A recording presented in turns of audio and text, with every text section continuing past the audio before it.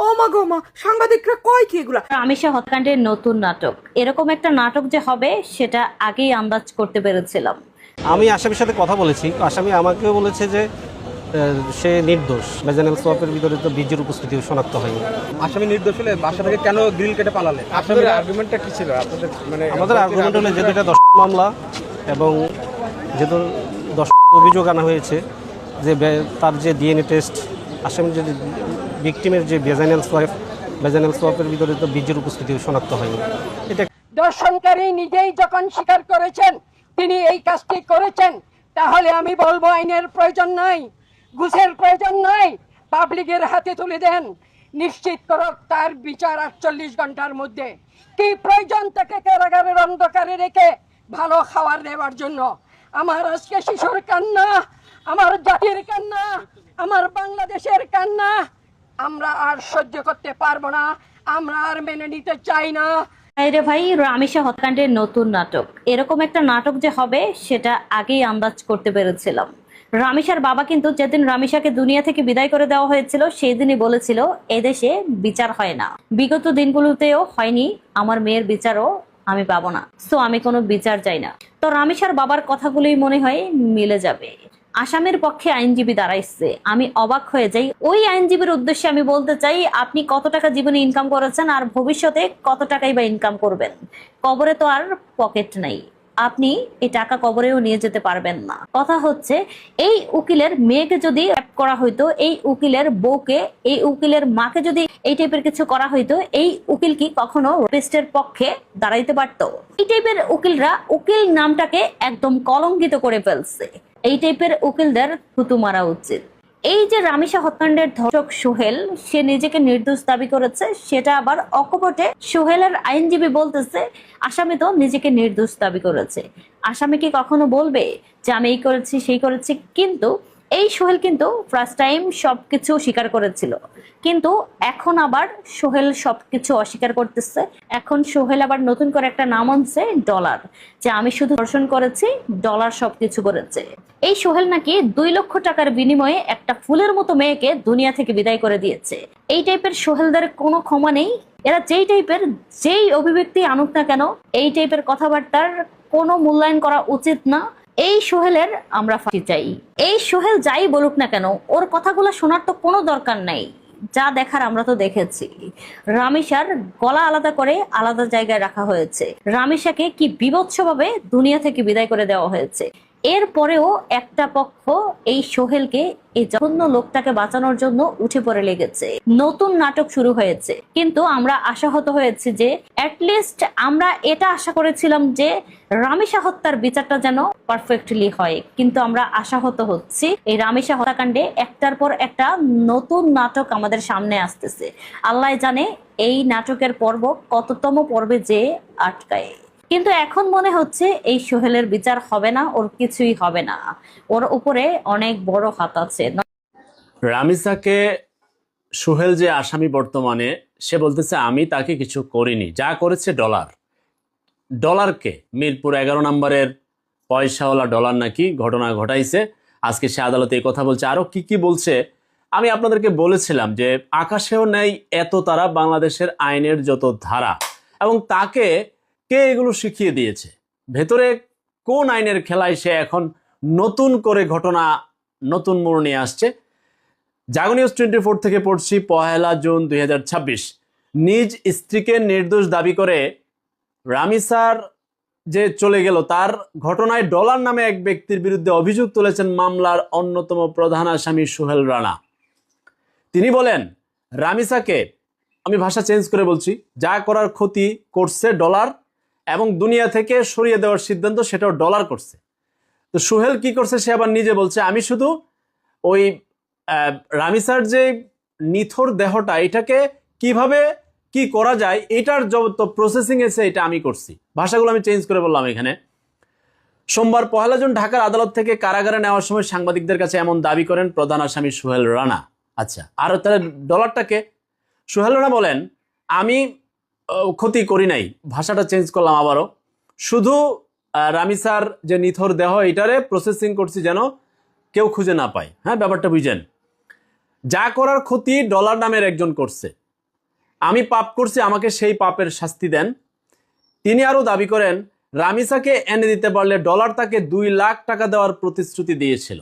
ব্যাপারটা বুঝছেন তো? বেটা সোহেল, তুই আগে বললি না কেন? ওই যে দেরি হয়েছে না, এখন তাকে কেউ পরামর্শ দিছে। এর মধ্যে দিয়ে কিন্তু ডলার যদি ধরেন, আমরা ধরে নিলাম, আরো তো তদন্ত হবে, ডলার মনে করেন ছিল। এখন এই যে সময়টা গেল, ঈদ কেটে গেল, 20 দিন, প্রায় 18-19 দিন গেল, এখন তো কি হলো, ডলার যদি ঘটনার সাথে জড়িত থাকতে, ডলার তো চলে গেছে বিদেশ। বুঝেন নাই ঘটনাটা? তাহলে সোহেল তুই আগে কেন বললি না? আচ্ছা, 2 লাখ টাকা তারা দেওয়ার প্রতিশ্রুতি। পরে কারাগারে নেওয়ার সময় প্রিজন ভ্যানে সাংবাদিকদের একই কথা বলেন সোহেল। তিনি বলেন মিরপুর 11 নম্বরে ডলারের বাড়ি। মিরপুরবাসী 11 নম্বরে যারা আছেন, ডলারকে জানা থাকলে কমেন্ট করবেন। আচ্ছা, রামিসার যা ক্ষতি আছে সব ক্ষতি ডলার করছে, দুনিয়া থেকে সরিয়ে দেওয়ার সিদ্ধান্ত ডলার করছে। ওরে ধরেন সব পাবেন, এখন ডলার কোথায় আছে? আচ্ছা, এছাড়া তিনি বলছেন কি জানেন, যে তার স্ত্রী নির্দোষ, সে মোটামুটি পাপী। এবং সে আরেকটা কথা বলছে যে ডিএনএ যে রিপোর্টটা হয়েছে, এটা নাকি তাৎক্ষণিকভাবে লেখা হয়েছে, এটাও ভুল। ব্যাপারটা বুঝছেন? তারে কেউ শিখাই দিচ্ছে কিনা, এখন এটাই তো মূল বিষয় হয়ে দাঁড়াইছে। এখন আপনার দেখেন, যে এখন সোহেলের আসল ঘটনা এখন ডলারে দিছে। কোনো একটা কারো পরামর্শ ওরে জেলখানায় দিছে যে তুই, ডলার জড়িত থাকতে পারে, নাও থাকতে পারে, আমরা তোর কিছুই জানি না। তবে এই মুহূর্তে পুরো মামলাটাকে লম্বা প্রসেসে নিয়ে গেছে। কিন্তু এবার ডলার কে, তাকে খুঁজে বের করো। মিরপুর 11 নম্বরে আছে কিনা, জড়িত আছে কিনা, দেশে আছে কিনা, বিদেশ আছে কিনা। এখন সোহেলের ব্যাপারে ফাইনাল সিদ্ধান্ত আইনের ধারা, বিচারের ধারায় কি বলবে, ডলার এখানে অ্যাড, বিরাট খেলা। এর মধ্য দিয়ে এই যে আজকে পর্যন্ত রামিসার ঘটনার, এর মধ্যে আরো কত রামিসার ঘটনা ঘটেছে আপনি কল্পনা করতে পারবেন না। আজকে 1 জুন বাংলাদেশ প্রতিদিন পত্রিকায় হাসপাতালে আরেক বাচ্চার এরকম ঘটনা প্রত্যেক দিন ঘটতেছে, বছরে 600-700। এর মধ্যে রামিসারটা ভাইরাল কেন হলো? শুনতে খারাপ লাগবে, আবার আপনার বলতেও আমার খারাপ লাগবে, রামিসা দেখতে সুন্দর, এই জন্য ভাইরাল হয়েছে। এইভাবে প্রত্যেক দিন ঘটতেছে। আইনের অনেক ধারা, এবং 1841 সালের ব্রিটিশ আইনে বাংলাদেশ চলে। পৃথিবী আপডেট হলো সেই পুরাতন বাংলাদেশ। এবং সোহেল দেন পুরো ঘটনার মোড় কিন্তু ঘুরাই দিল। এখন ডলারকে খুঁজো, ডলারকে বের করো, তারপরে এখন হিসাব কিতাব আসবে। স্বপ্নও নির্দোষ, কোন সময় সোহেলরা কয় যে আমিও নির্দোষ, ডলার সব করছে। এখন 2 লাখ টাকার বিনিময়ে কত কিছু। আল্লাহ দয়া করুক এ দেশকে। আর আইনের ধারা আধুনিক করেন, পরিবর্তন করেন, মানে আর কত প্রতি বছর 600-700। এবং নারীও শিশু ট্রাইব্যুনালে 1.5 লাখ মামলা ঝুলেই রয়েছে। কবে কি হবে আল্লাহ জানে। তাই এখন সর্বশেষ খবর, ডলারকে এখন এর আগ পর্যন্ত কিন্তু মামলারে ঝুলাই দিছে সোহেলে। কার পরামর্শে ঝুলাইছে আমি জানি না। এখন ডলার কি জড়িত নাকি জড়িত না, পরবর্তী আপডেটে জানতে পারবেন। আরো অনেক তদন্ত, অনেক রিপোর্ট আসবে। শিশু রামিসা ধর্ষণ ও হত্যা মামলায় সাক্ষ্য গ্রহণ শুরু হয়েছে। আসামি সোহেল রানা ও তার স্ত্রী স্বপ্না খাতুনকে আদালতে হাজির করা হয়েছে। ঢাকার মহানগর শিশু সহিংসতা দমন ট্রাইব্যুনালের বিচারক মাসরুস তালিকিনের এজলাসে শুরু হয় সাক্ষ্য গ্রহণ। সাক্ষ্য দিতে আদালতে হাজির হয়েছেন মামলার বাদী রামিসার বাবা। এ সময় তিনি ন্যায় বিচার চেয়েছেন। এছাড়াও আরও কয়েকজন সাক্ষ্য দেবেন আজ। গতকাল আসামি সোহেল রানা তার স্ত্রী স্বপ্না খাতুনের বিরুদ্ধে অভিযোগ গঠনের শুনানি হয়। শুনানি শেষে আদালত সাক্ষ্য গ্রহণের জন্য আজকের দিন ধার্য করেন। এ মামলায় প্রত্যক্ষদর্শী, ফরেনসিক বিশেষজ্ঞ, তদন্ত কর্মকর্তা সহ মোট 18 জন সাক্ষী রয়েছেন। সরকার, বিরোধী দল উভয়ের কাছে বিনীতভাবে অনুরোধ করব, আপনারা সংসদে এমন একটা আইন পাশ করুন যেটা যারা স্বীকারোক্তি দিবে, স্বীকারোক্তি দেওয়ার সাথে তার 1 মাসের ভিতরে সেই রায় হবে এবং সেটা কার্যকারিতা হবে। দর্শক, শিশু রামিসা হত্যা মামলার সাক্ষ্য গ্রহণের বিষয়ে বিস্তারিত জানবো। সরাসরি যোগ দিচ্ছেন সহকর্মী রাব্বি হোসেন। রাব্বি, সাক্ষ্য গ্রহণের শুরুতে বিচারক কি বললেন এবং বাদী ও বিবাদী পক্ষের বক্তব্য কি? শিশু রামিসা হত্যা মামলায় আজকে জবানবন্দি দিয়েছেন রামিসার বাবা যিনি রয়েছেন তিনি। সেখানে তিনি তার শিশুকে হত্যা এবং ধর্ষণের যে নৃশংস বর্ণনা সেটি তিনি তুলে ধরেছেন। কিছুক্ষণের আগেই শিশু রামিসার বাবার যে জবানবন্দি শেষ হয়েছে এবং তাকে জেরা করেছেন স্টেট ডিফেন্স। আমরা পুরো বিষয়টা যদি বলি যে আদালতে যখন শিশু রামিসার সাক্ষ্যগ্রহণ শুরু হয়, প্রথমেই এই মামলার যিনি পাবলিক প্রসিকিউটর আজিজুর রহমান দুলু, তিনি আদালতকে একটি বিষয়ে নজরে আনেন যে আসামি সোহেল রানা তিনি যে বিভিন্ন এই আদালতে আসার পথে এবং এজলাসে ওঠার পথে তিনি যেই নানা ধরনের বক্তব্য দিয়েছিলেন গতকাল এবং আজকে, সেটি যাতে কোনোভাবেই প্রচার না করা হয়, সেটি যাতে এই মামলার বিচারে বিলম্ব করতে এবং মামলাকে ভিন্ন ভিন্ন খাতে প্রবাহিত করতে তিনি যে বক্তব্য দিচ্ছেন সেটি যাতে প্রচার না করা হয়, পাশাপাশি আমি আসামির সাথে কথা বলেছি, আসামি আমাকেও বলেছে যে সে নির্দোষ। ভেজানাল সোয়াপের ভিতরে তো বীজের উপস্থিতি শনাক্ত হয়নি। আসামি নির্দোষ হলে বাসা থেকে কেন গ্রিল কেটে পালালে? আপনাদের আর্গুমেন্টটা কি ছিল? আপনাদের মানে আমাদের আর্গুমেন্ট হলো যেহেতু এটা 10 মামলা এবং যেহেতু 10 অভিযোগ আনা হয়েছে যে তার যে ডিএনএ টেস্ট, আসামির যে ভিকটিমের যে ভেজানাল সোয়াপের ভিতরে তো বীজের উপস্থিতি শনাক্ত হয়নি। এটা একটা গুরুত্বপূর্ণ বিষয়। আর যেহেতু এই মামলাগুলো চাক্ষু সাক্ষী ছিল না, আমরা এই জন্য অব্যাহতি চেয়েছি। ডিএনএ থেকে আসামির সাথে ক্রস ম্যাচিং হয়েছে কিনা, কোনো আলামত পাওয়া গেছে কিনা আসামির? না, আমি যতটুকু আমার কাছে যে রেকর্ড আছে সেই রেকর্ডে দেখা যাচ্ছে যে বীজের উপস্থিতি শনাক্ত হয়নি। আচ্ছা, আসামি বারবার বলছিলেন যে তিনি খুন করেননি এবং দর্শনও তিনি করেন, ডলার নামে এক ব্যক্তি দর্শন করেছে এবং খুন করেছে, সেটি আমি আসামির সাথে কথা বলেছি, আসামি আমাকেও বলেছে যে সে নির্দোষ, কিন্তু ডলার বা অন্য কারো নাম আমার সাথে সে বলেনি। আমি জানি না এই বিষয়ে। সে যদি নির্দোষ হয়ে থাকে তাহলে রামিসাকে কে হত্যা করেছে? সেটা তো আসলে আদালতে বিচার বিশ্লেষণ করে প্রমাণ হবে কে করেছে। আপনি কি মনে করেন যে তদন্ত কর্মকর্তা যে তদন্ত করে আদালতে চার্জশিট দাখিল করছে এটা সঠিক আছে? এটা এখনো বলার সুযোগ আসে নাই, ট্রায়ালে বোঝা যাবে সেটা আসলে। আচ্ছা, সোহেলের স্ত্রী তার আসলে কি দোষ এটা আপনারা কি জানেন? কতটুকু এই ঘটনার সাথে সোহেলের স্ত্রীর কতটুকু সংশ্লিষ্টতা আছে বলে আপনারা, বা আসলে তিনি নির্দোষ কিনা এটা যদি আমাদেরকে বলেন। আমি তো মনে করি সোহেলের স্ত্রী আসলে তার হাজবেন্ডকে বাঁচাতে যেয়ে হয়তো এই মামলা ভিক্টিমাইজ হয়ে গেছে। আসামির জন্য কোনো জামিন আবেদন করা হয়েছিল কিনা? আসামির জন্য আজকে কোনো জামিন আবেদন করিনি, আমরা করব। আসামি নির্দোষ হলে বাসা থেকে কেন গ্রিল কেটে পালালে? আসলে এটা একটা যে প্রশ্ন করলেন আপনি, এটা এই মানে আমি কিভাবে বলবো সে কেন পালাইছে, সেটা তো আসলে সাক্ষ্য প্রমাণের বিষয়। এটা আসামি নির্দোষ বলছে, আমি আসামির পক্ষে, আসামি যে সাক্ষ্য প্রমাণ দেবে সেটা বিচার আমি আদালতে সে প্রমাণ। উনি হচ্ছেন সোহেল এবং তার স্ত্রীর আইনজীবী, মানে রামিসার প্রধান আসামিদের আইনজীবী হচ্ছেন উনি। দেখুন, ওনার প্রতি আপনার রাগ উঠে যাবে, কিন্তু সংবিধান বলছে যে কোনো কারণে যদি আসামির পক্ষে কোনো আইনজীবী না দাঁড়ায়, রাষ্ট্র নিজ খরচে তাকে আইনজীবী দিবে। ঠিক তাকে আইনজীবী নিয়োগ দিয়েছে রাষ্ট্র। কেন? সংবিধানের 31 অনুচ্ছেদে আছে যে তার যে আসামি থাকবে কিংবা নাগরিক, তার বিচার পাওয়ার নেই, বিচার পাওয়ার অধিকার আছে। তো এখানে সংবিধান আছে, কিছু করার নাই। তো আজকে কি করলো? সোহেল বলল নির্দোষ, সোহেলের স্ত্রী বলল নির্দোষ, এবং সোহেলের আইনজীবী বলল নির্দোষ, এবং সোহেল মাঝখান দিয়ে বলে দিল যে মিরপুর 11 নম্বরের পয়সাওয়ালা প্রভাবশালী ডলার যা কিছু করেছে সে কিছু করে নাই, তাকে 2 লাখ টাকা দিবে বলে রামিসাকে তার কাছে নিয়েছিল, বাকি সব ঘটনা হ্যানতেন বলছিল। তো উকিলের একবারে বক্তব্য শুনলাম আমি ঠান্ডা মাথায়। সাংবাদিকরা প্রশ্ন করছে আর উকিল উত্তর দিচ্ছে। উকিল বলছে যে ডিএনএ রিপোর্টে আসামির পাওয়া যায় নাই, বুঝেন না, ভাষাটা আমি চেঞ্জ করলাম, পাওয়া যায় না এবং চাক্ষুষ কোনো সাক্ষ্য প্রমাণ নাই।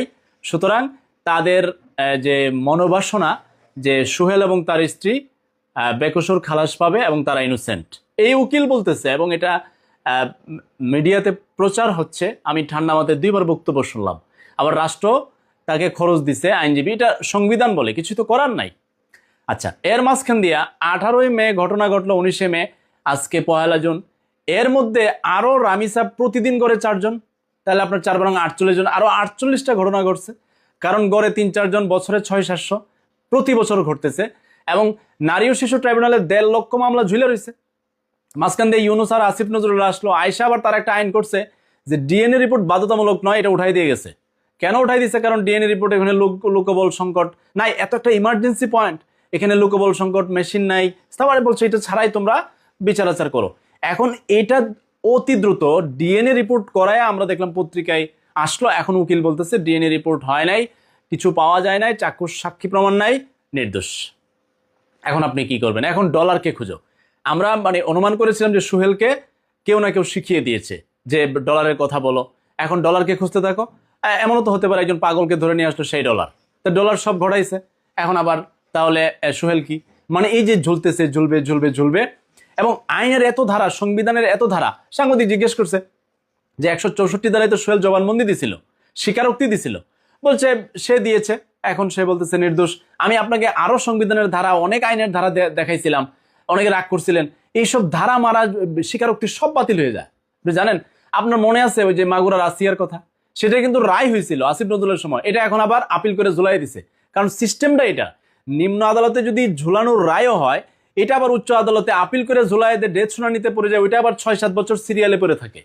মানে আপনার বিচার পাবেন না, কারণ বাংলাদেশের আইনের এত ধারা এই 7 আসমানেও নাই এত তারা। এবং ধীরে ধীরে ধারাবাহিক সংবিধান আইন এত কিছু কেচাল আর পেচাল, মানুষ আর বিচার পায় না। ওই রামিসার বাবা প্রথম এটাই বলছিল যে বাংলাদেশে তো রেকর্ড নাই বিচারের। এখন দেখেন আইনজীবী রাষ্ট্র খরচে নিয়োগ পায়া এমন এক কেচাল বাজাই দিছে, ডলার রেখো যাও। আবার সাংবাদিকরা গেছে মিরপুর 11-তে এই মুহূর্তে যে ডলার নামে কেউ আছে কিনা, নারী পুরুষদেরকে জিজ্ঞাসা করতেছে, বলছেন না ডলারের নাম তো আমরা প্রথম শুনলাম, আমরা তো কেউ জানি না। অনেক স্থানীয়রা, আমি স্ট্যাটাস দিছি, তারা কমেন্ট করছে না মিরপুর 11-তে ডলার নামে কেউ নাই। এবার ডলারকে অনুসন্ধান করো। আবার এদিকে আইনজীবী আছে, পাল্টাপাল্টি লড়াই। রাষ্ট্রপক্ষের আইনজীবী বলতেছে তার সর্বোচ্চ শাস্তি আমরা নিশ্চিত করার জন্য সকল কার্যক্রম আগামীকাল থেকে ওই সাক্ষী 18 জন সাক্ষী এইভাবে গাইতে থাকবে, আপিল হবে, লড়াই হবে। আবার বিপক্ষ সোহেলের আইনজীবী আবার তার টিম নিয়ে লড়াই করবে। কিরে ভাই, কি মুসিবতের বাংলাদেশে পড়লাম। এবং এই কারণে আসামিরা এই প্রতি বছর 600 থেকে 700 নারী ও শিশুর ক্ষতি করে, প্রত্যেক বছর বাংলাদেশে করে। মানে আইন তো 1841 সালের ব্রিটিশের আইন। পৃথিবী কত বদলে গেল, কত আপডেট হলো, আর বাংলাদেশ সেই পুরনো ব্রিটিশের আইনই চলে। অথচ ব্রিটিশ তাদের আইন কত পরিবর্তন করেছে। কিরে ভাই সোনার বাংলা, আইনকে পরিবর্তন আপডেট কেন করে না, কেন, এটা আমরা জানতে চাই। এইভাবে কত, মানে এটা ভাইরাল হয়েছে। আমি আবারও বলি, শুনতে আপনার খারাপ লাগবে, শুধু এই রামিসা একটু সুন্দর, অনেক সুন্দর, কিউট, এই কারণে ভাইরাল। আরো গরিবের অনেক রামিসা প্রতিদিন ঘটতেছে। আজকের বাংলাদেশ প্রতিদিন পত্রিকায় 1 জনে আছে হাসপাতালের ভিতরে ওয়ার্ড বয় এরকম রামিসার ক্ষতি করেছে। প্রত্যেক দিন গড়ে 4টা। কেউ ভাইরাল হয়, কেউ হয় না, কিন্তু ভাইরাল হলেও বিচার হয় না। আসিয়ারটা এখনো ঝুলে রয়েছে, এই রামিসারটা তো আজকে ঝুলাই দিছে। এত আইন, এত সংবিধান, এত কেন? আল্লাহ দয়া করে দেশকে। 1/6/26 তারিখে এই মামলার বিচারিক কার্যক্রম শুরু হবে। মোহাম্মদ সোহেল রানা সে আদালতে দোষ স্বীকার করে স্বীকারোক্তিমূলক জবানবন্দি প্রদান করে ম্যাজিস্ট্রেটের সামনে। এরপরে তাকে জেল হাজতে প্রেরণ করা হয় এবং তার স্ত্রী তাকে যে হত্যায় বা ধর্ষণে যে সহযোগিতা করেছিল মোসাম্মদ স্বপ্না, তাকেও জেল হাজতে প্রেরণ করা হয়েছিল। আপনারা জানেন যে এই হত্যা এবং এই ধর্ষণের মামলায় সরকারের পক্ষ থেকে এবং আমাদের মাননীয় প্রধানমন্ত্রী তিনিও নির্দেশ দিয়েছেন যে অতি তাড়াতাড়ি তাদেরকে আইনের আওতায় এনে তাদের শাস্তি নিশ্চিত করার জন্য। এবং সেই সরকারের উদ্যোগ, আইনমন্ত্রী এবং স্বরাষ্ট্রমন্ত্রী সবারই প্রচেষ্টায় এবং জনগণের সহযোগিতায় আজকে এই মামলার তদন্তকারী অফিসার 5 দিনের মধ্যে এই মামলার তদন্ত রিপোর্ট, চার্জশিট আদালতে দাখিল করেন। আজকে এই মামলার চার্জশিটে বা অভিযোগপত্রে আসামি মোহাম্মদ সোহেল রানা এবং স্বপ্না আক্তার দুজনকে আসামি করে এই চার্জশিট দাখিল করা হয়। সেখানে সিএমএম আদালত থেকে আমাদের এখানে আইনের নিয়ম অনুসারে সেটা বিচারের জন্য বিচারিক আদালত, আপনারা ইতিপূর্বে জানেন যে এখানে শিশু সহিংসতা দমন ট্রাইব্যুনাল আছে। এই শিশুদের উপরে যে সহিংসতা বা ধর্ষণ এবং তাদেরকে হত্যা করা হয়, ধর্ষণ করে এগুলি বিচার করার জন্য এই আদালতে আজকেই প্রেরণ করা হয়। এবং এই ঢাকা মেট্রো দায়রার আদালতে অধীনে বা ঢাকা মেট্রো এলাকার অধীনে যেই বিচারক শিশু সহিংসতা দমন ট্রাইব্যুনাল যেটা আছে, ওই ট্রাইব্যুনালের যে বিচারক মাসুদ সালেকি, তিনি আজকে এই অভিযোগপত্র এবং চার্জশিট আমলে গ্রহণ করেন এবং আমল গ্রহণ করে আগামী 1/6/26 তারিখে মামলাটির অভিযোগ গঠনের জন্য দিন ধার্য করেন।